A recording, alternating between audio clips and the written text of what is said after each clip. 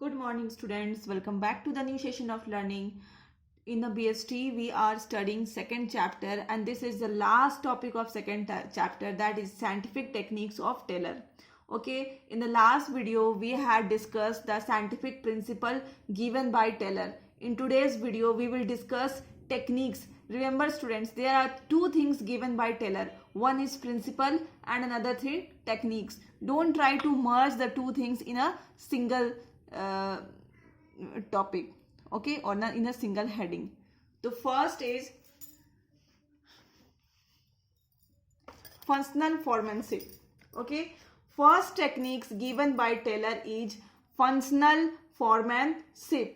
Okay, you can say that this technique is a further extension of division of labor. Division of labour में आपने पढ़ा था ना कि लेबर को कैसे डिवाइड करना है. ओके, तो ये क्या है, ये उसी का क्या है, एक्सटेंशन पार्ट है, आप बोल सकते हो.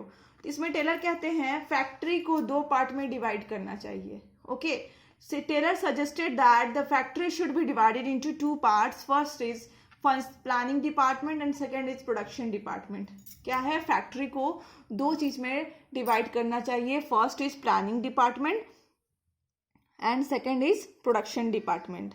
ओके, तो प्लानिंग जो डिपार्टमेंट है, ठीक है, प्लान क्यों दो पार्ट में डिवाइड करना चाहिए, क्योंकि जो लेबर्स है जो कि प्रोडक्शन में उनका पूरा जो आउटपुट होता है या तो पूरा जो उनका एनर्जी कहाँ यूज होता है, प्रोडक्शन के लिए. ठीक है, तो वो क्या करे, वो जो प्लानिंग के काम से फ्री रहे और वो क्या करे, सिर्फ प्रोडक्शन करे.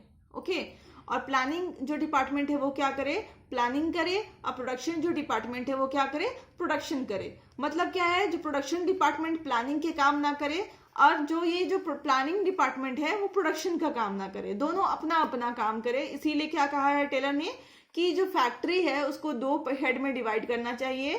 First is planning department and second is production department. क्यों करना चाहिए, क्योंकि जो मजदूर हैं, लेबर हैं, वो क्या करेंगे, अपना प्रोडक्शन में ध्यान देंगे, उनको प्लानिंग से कोई मतलब नहीं रहेगा. और जो प्लानिंग डिपार्टमेंट है वो सिर्फ प्लानिंग में ध्यान देंगे, उनको प्रोडक्शन से कोई मतलब नहीं होगा. ओके, इससे क्या होगा कि एनर्जी का कम वेस्टेज होगा, रिसोर्सेज का ऑप्टिमम यूटिलाइजेशन होगा और जो प्रोडक्शन होगा वो भी इंक्रीज होगा, कॉस्ट भी डिक्रीज होगा. ओके, इसके बाद ही टेलर कहते हैं कि एक जो फोरमैन है वो इतना intelligent, educated, energetic, honest, specialised या फिर प्रोफेशनल एक्सपर्ट नहीं हो सकता है. कोई एक पर्सन में इतने सारे गुण एक साथ नहीं आ सकते हैं. इसीलिए क्या करना होगा, इन लोगों को अपने अंदर में ये छोटे छोटे डिपार्टमेंट्स रखने होंगे. ओके, इसीलिए क्या करना होगा, एक बंदा बहुत ज्यादा इंटेलिजेंट नहीं हो सकता, उसमें सारे गुण नहीं आ सकते हैं, सारी क्वालिटीज नहीं आ सकती हैं. कैसी qualities, intelligence, educated, energetic, honest, specialised, professional activities. These qualities can not be found in one person. इसीलिए टेलर ने कहा, क्या कहा, मिनिमम 8 एक्सपर्ट जो हैं, दोनों मिलाकर के 8 एक्सपर्ट जो हैं वो क्या होंगे, रखने पड़ेंगे. क्यों रखने पड़ेंगे, क्योंकि ये आपको बीच बीच में हेल्प करते हुए चले जाएंगे. ओके, तो सबसे पहला है रूट क्लर्क. रूट क्लर्क क्या करेगा, वो बताएगा, वो सीक्वेंस फिक्स करेगा कि पहले ये काम होना है, फिर सेकंड ये काम होना है. ओके, ये जो sequence of performance of mechanical job, मतलब जो मैकेनिकल जॉब जो फैक्ट्री में होती है, तो कौन सा मैकेनिकल जॉब कब करना है, उसकी सीक्वेंस कौन फिक्स करेगा, रूट क्लर्क फिक्स करेगा. Okay, second is instruction card clerk. ठीक है, ये क्या करेगा, जनरल इंस्ट्रक्शंस जो होता है, जो कि जॉब को फुलफिल करने के लिए जो भी जनरल इंस्ट्रक्शंस देने पड़ते हैं, जो कि जॉब से रिलेटेड होता है, वैसे जनरल इंस्ट्रक्शंस क्या करेगा, इशू करेगा टाइम टू टाइम. ओके, ताकि जो परफॉर्म कर रहे हैं ड्यूटी, उसको एक सोचो तो एक क्लू मिलता हुआ चला जाएगा कि आगे मुझे क्या करना है. ओके, तो ये क्या रूट क्लर्क क्या फिक्स करेगा कि कौन सा सीक्वेंस में काम होना चाहिए और कौन सा सीक्वेंस को पहले करना है, कौन सा मैकेनिकल जॉब में कौन सा काम पहले होना है और कौन सा काम बाद में होना है. इंस्ट्रक्शन कार्ड क्लर्क क्या करेगा, एक जनरल इंस्ट्रक्शंस इशू करेगा जो कि एक जॉब को करते हुए ध्यान में रखना चाहिए. Okay, time and cost clerk. Time and cost clerk क्या करेगा, ये फिक्स करेगा टाइम कि कौन सा काम कब स्टार्ट होना चाहिए एंड कब कंप्लीट होना चाहिए, और कौन से काम को करने के लिए कितना कॉस्ट आना चाहिए। ठीक है, क्या क्या फिक्स करेगा कि कौन सा काम कब स्टार्ट होना है और उसको कब तक कंप्लीट कर लेना है। ठीक है, मान लो मैंने एक प्रोडक्शन वर्क स्टार्ट किया, वो होना चाहिए था 2 महीना में कंप्लीट, बट मैंने उसको क्या किया, 1 साल तक खींचती रही। ओके, तो वो क्या होगा, इम्प्रॉपर कहलाएगा। ओके, उससे क्या हो जाएगा, कॉस्ट भी काफी हाई चला जाएगा। तो ये 2 चीजें बता रही हैं कि कौन सा काम कब स्टार्ट होगा और कब कंप्लीट होगा, और उसमें कितना खर्चा आएगा, कितना कॉस्ट आएगा। ओके, लास्ट इज डिसिप्लिनेरियन क्या करेगा कि वो जो जॉब है वो ऑर्डरली और सिस्टमेटिक तरीके से हो, ये चीज फुलफिल करेगा। ओके, तो ये क्या है, एक तरीके से डिसिप्लिन मेंटेन करने की कोशिश करेगा, जो कि जॉब को फुलफिल करने के समय करने के टाइम में बहुत ज्यादा रिक्वायरमेंट उसकी होती है। Okay, then second is production department. Production department के अंदर भी 4 हेड होंगे। पहला है gang boss.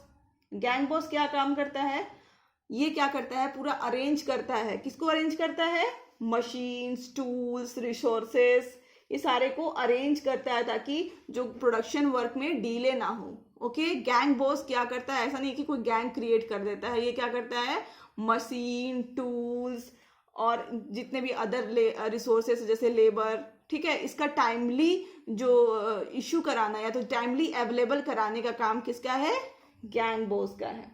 Then comes speed boss. Speed boss क्या कराता है कि ये देखता है कि जो काम का एक स्पीड होना चाहिए या तो जॉब का जो कंप्लीट होने का टाइमिंग होना चाहिए वो टाइम सही है या नहीं है। ठीक है, एक जो मान लो कोई लेबर काम कर रहा है, एक काम को वो मुझे पता है कि पर्टिकुलर पीस ऑफ काम को वो कितने दिन में कर जाएगा, 1 दिन में खत्म करेगा। ओके, और वो क्या कर रहा है, उसको 3 दिन लेकर के जा रहा है, तो उसका स्पीड क्या है, इनअप्रोप्रिएट है। तो उसको चेक करने के लिए किसको रखा गया है, स्पीड बॉस को रखा गया है।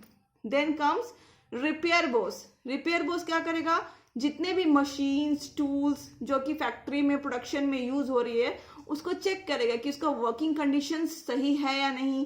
ठीक है, it is up to mark और नॉट। ठीक है, देन कम्स इंस्पेक्टर। इंस्पेक्टर क्या करेगा कि जो भी प्रोडक्शन हो रही है उसकी क्वालिटी कैसी है, क्वालिटी का स्टैंडर्ड खराब तो नहीं है, अच्छा तो है। ठीक है, तो उसका क्वालिटी और स्टैंडर्ड चेक करने के लिए किसी भी गुड्स का किसको रखा गया है, इंस्पेक्टर को। Okay, then comes second is standardisation and simplification of work.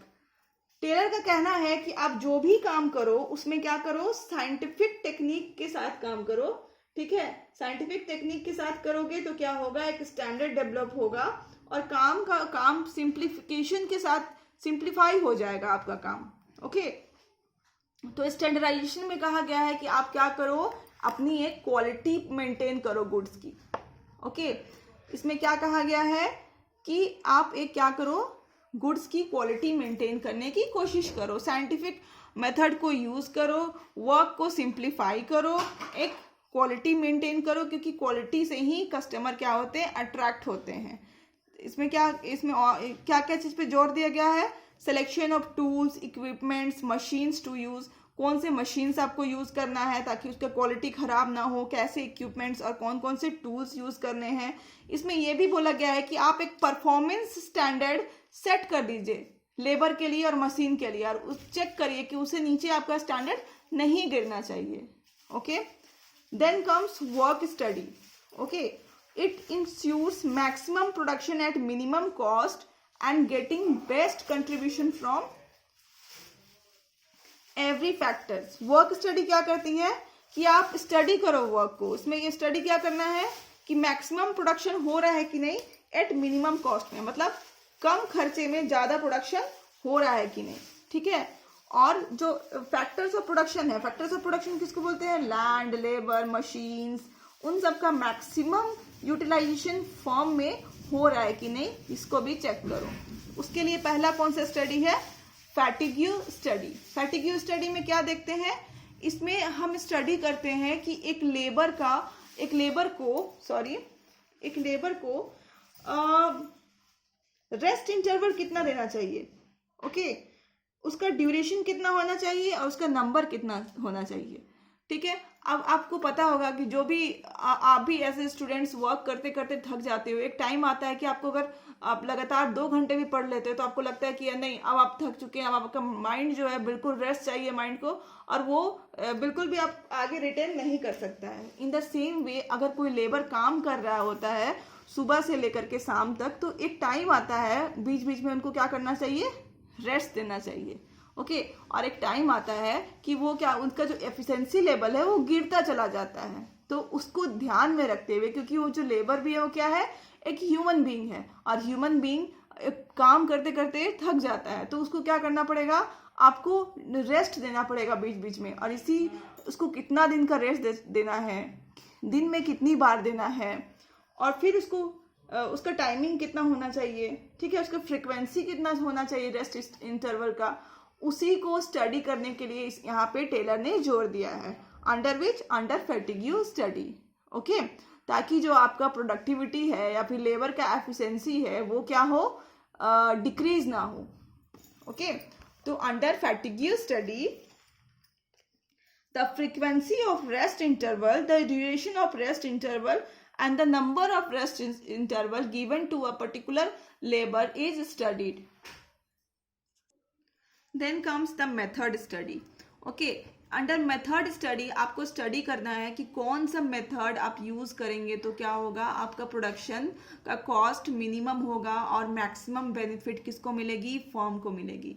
So under method study आपको फाइंड करना है कि आपको कौन सा एक बेस्ट मेथड है जिससे आप जॉब को परफॉर्म करें और आपका प्रोडक्शन का कॉस्ट क्या हो, मिनिमम हो, और मैक्सिमम यूज ऑफ रिसोर्सेस होने चाहिए, और फॉर्म का जो बेनिफिट हो वो भी मैक्सिमम होने चाहिए। आगे टेलर ने कहा है कि ये जो मेथड स्टडी का जो आपको मेथड जो फाइंड करना है, एक जो अच्छा मेथड, वो आप क्या करो, साइंटिफिक मेथड के जरिए आप फाइंड करो कि कौन सा मेथड आपके लिए अच्छा है। ऐसा नहीं कि आप रूल ऑफ थंब से फाइंड करो कि क्या है, कौन सा मेथड अच्छा है। सपोज मिस्टर एक्स एक मैनेजर है, वो 10 साल से काम कर रहे हैं इंस्टीट्यूट में, उन्होंने कह दिया कि नहीं ये मेथड इज द बेस्ट, ठीक है, आपको इसी मेथड से काम करना है। तो ऐसा नहीं है कि वो कह दे रहे हैं इसलिए उस मेथड से करना है, उस पर आप देखो कि आपको कोई साइंटिफिक रीजन है या नहीं है, उस मेथड को आप यूज कर सकते हो या नहीं कर सकते हो, ये आपको देखना है। Okay then third is time study.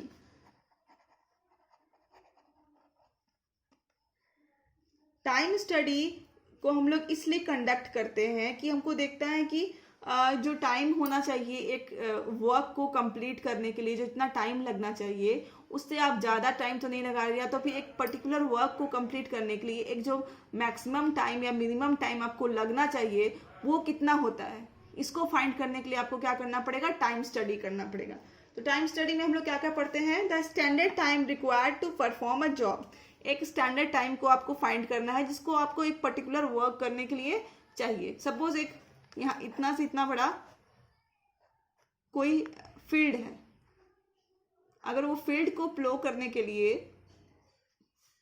अगर कोई लेबर लगाते हैं तो जनरली 10 बार ऐसा हुआ है कि वो लेबर क्या करता है, एक ही दिन में ये फील्ड को क्या कर देता है, प्लो कर देता है।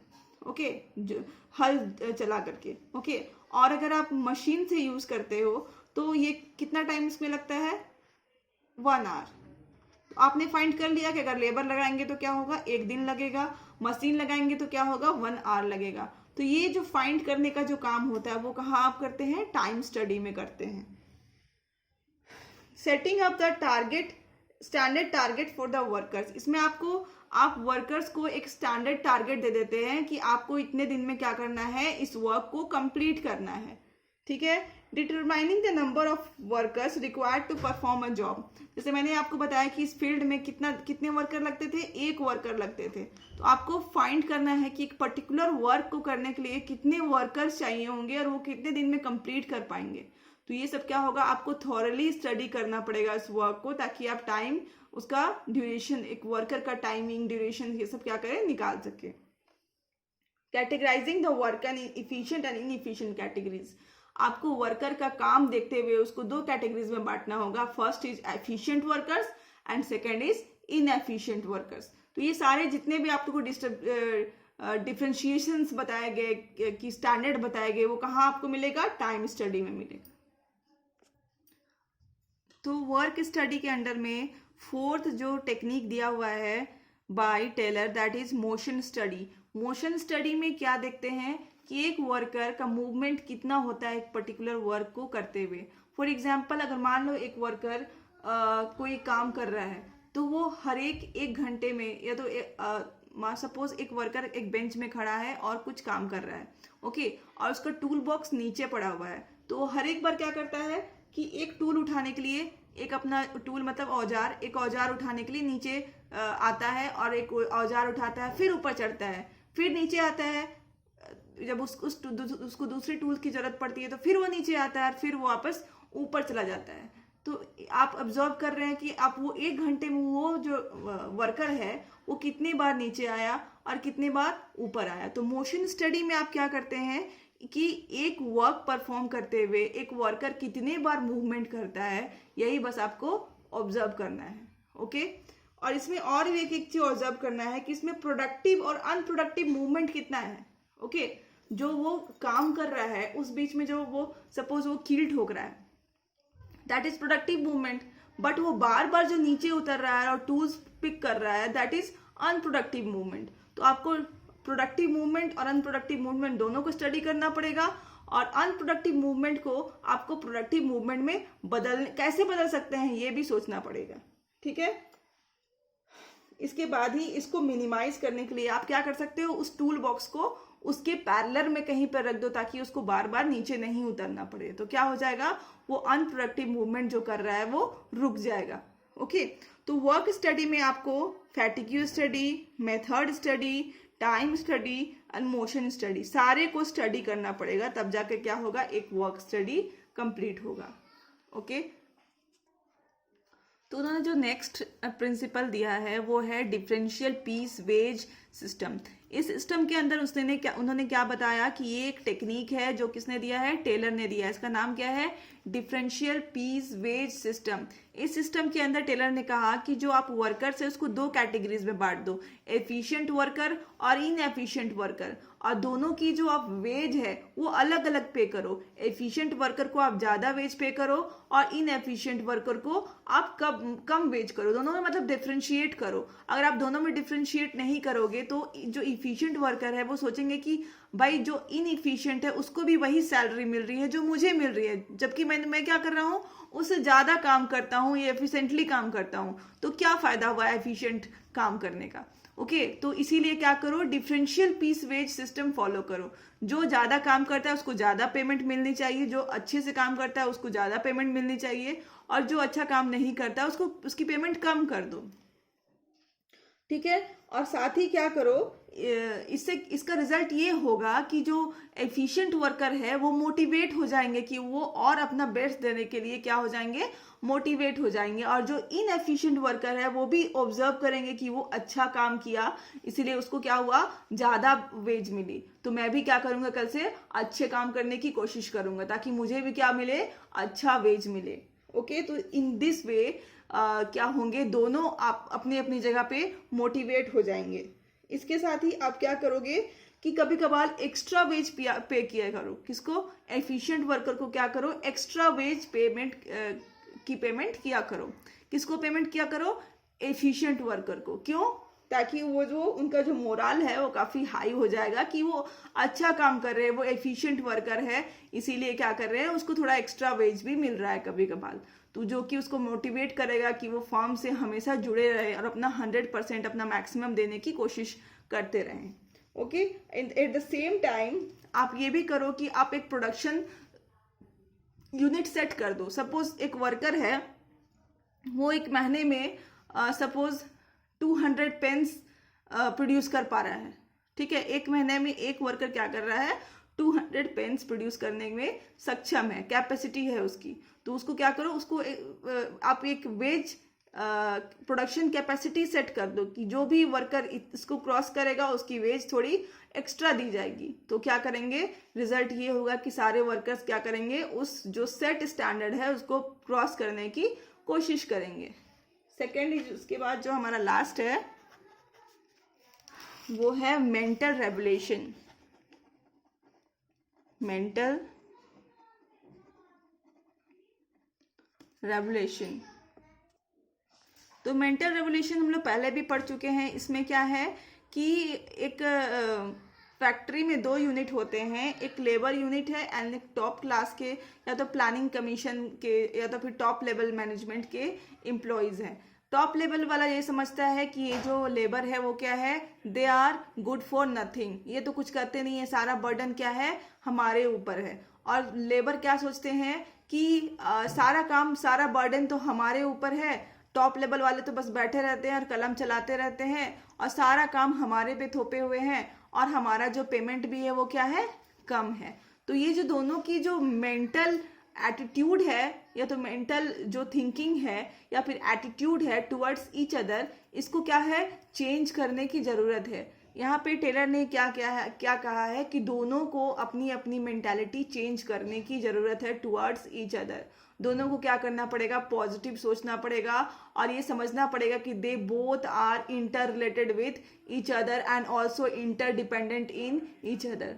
दोनों क्या है, एक दूसरे पे ही निर्भर हैं और दोनों को कोऑपरेट करके ही आगे बढ़ना होगा। अगर फर्म को या तो फिर ऑर्गेनाइजेशन को सक्सेसफुल बनाना है तो दोनों को क्या करना पड़ेगा, एक दूसरे का इम्पोर्टेंस समझना पड़ेगा, अपना मेंटल चेंज लाना पड़ेगा। इसीलिए इन्होंने यहाँ पे क्या कहा है, लास्ट में टेक्निक दी है कि मेंटल रेवोल्यूशन चेंज करने की ज़रूरत है, अपनी एटीट्यूड अपनी सोच चेंज करने की ज़रूरत है यहाँ पे दोनों को। जो क्योंकि वो लोग क्या है, एक व्हीकल के 2 व्हील्स है और अगर दोनों व्हील काम नहीं करेंगे तो व्हीकल आगे नहीं बढ़ेगा, ऑर्गेनाइजेशन आगे नहीं बढ़ेगा। तो यहाँ पे क्या कहा है उन्होंने कि दोनों को अपनी माइंडसेट को चेंज करने की ज़रूरत है क्योंकि दोनों का ही इंपॉर्टेंस है ऑर्गेनाइजेशन में और दोनों के ही कंट्रीब्यूशन से ऑर्गेनाइजेशन आगे बढ़ रहा है।